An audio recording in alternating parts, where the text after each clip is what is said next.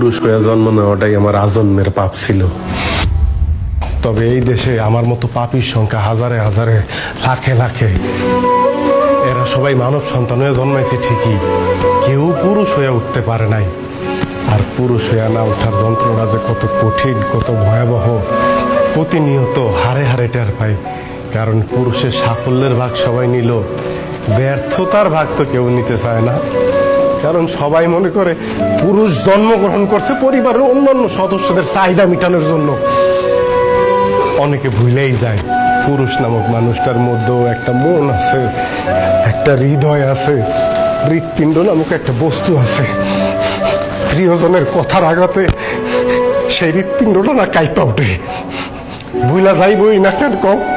কারণ পুরুষ তো কখনো কারো প্রিয়জন হয়ে উঠতে পারে না। সব সময় পুরুষ প্রয়োজনই কাজে লাগে।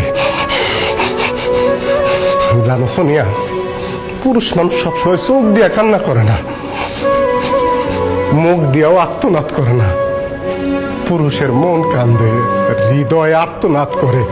পুরুষ আবার সেই আর্তনাদ বুকের মধ্যেই চাপ দিয়ে ধরে রাখে, যাতে প্রিয়জনরা না শুনতে পারে। যদি কষ্ট পায়